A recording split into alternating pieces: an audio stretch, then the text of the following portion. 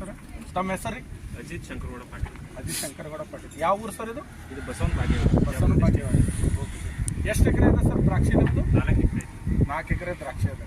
Okay. ಇದು ಕೋಲ್ಡಿಪ್ಪನ್ನು use ಮಾಡಕತ್ತೇನೆ ಅಂತ ಹೇಳಿದ್ರಲ್ಲ, ಎಷ್ಟು ವರ್ಷದಿಂದ ನೀವು ಕೋಲ್ಡಿಪ್ ಯೂಸ್ ಮಾಡಕತ್ತೀರಿ? 3 ವರ್ಷ ಆಯ್ತು. 3 ವರ್ಷದಿಂದ ಕೋಲ್ಡಿಪ್ ಯೂಸ್ ಮಾಡೋದು. ಮೊದಲನೇ ಹೆಸರು ಹೇಳೋದು ಕರೆಕ್ಟ್. ಅದಕ್ಕೆ ಏನಾಗ್ತೈತ್ರಿ, ಅದು ಏನಾಗ್ತೈತ್ರಿ ಮುಳುಗ ಡ್ರೈ ಆದ್ಮೇಲೆ ಏನಕ್ಕೈತಿ ಆಯಿಲ್ ಆಗ್ತೈತ್ರಿ.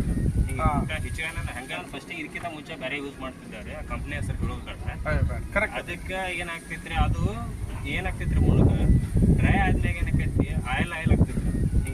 ಹೆಚ್ಚಿನ ಹಂಗಾಗಿ ನೀರಂಗ ತವಂಗ ಕೆನಿ ಅದು ಡಿಪ್ ಮಾಡುವತ್ನಾಗ ಏನೈತಲ್ರಿ ಯಾಕೆ ಲೇರ್ ಬರ್ತೈತ್ರಿ ಅದೊಂದ್ರಿ. ಮತ್ತೆ ಇದು ಕೊಟ್ಟ ಟೊಮೆಟೊ ಉಳಿಯಲ್ರಿ, ಅಂದ್ರೆ ಎಲ್ಲಾ ಪಂಚರ್ ಹಾಕಾವ. ಪಂಚರ್ ಹಾಕಾವ, ಟೊಮೆಟೊ ಕಾಳು ಆಗಲ್ರಿ. ಒಂದು ಡಬ್ಬಕ್ಕ ಉಳಿಯಲ್ಲ. ಅದಕ್ಕೆ ನಾವು ಟೊಮೆಟೊ ಇರ್ತೇವ್ರಿ.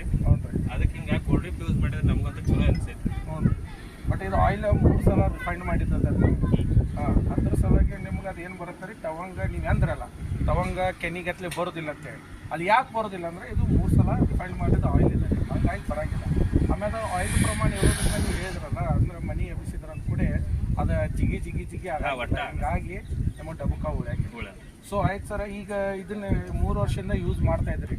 ಬೇರೆ ರೈತರಿಗೂ ನಮ್ಮ ಕೋಲ್ಡಿಪ್ ಬಗ್ಗೆ ನೀವು ಹೇಳಕ್ಕೆ ಏನು ಇಷ್ಟಪಡ್ತೀರಂತ? ಇದನ್ನ ಯೂಸ್ ಮಾಡಿದ್ರೆ ನಮಗಂತೂ ಚಲೋ ಆಗೈತ್ರಿ. ನೀವು ಎಲ್ಲರೂ ಯೂಸ್ ಮಾಡ್ರಿ. ಯೂಸ್ ಮಾಡಿದ್ಮೇಲೆ ನಿಮ್ಗೆ ಏನು ಅನ್ಸ್ತದೆ ಮತ್ತೆ ನೀವು ಹೇಳ್ರಿ. ಓಕೆ. Thank you sir.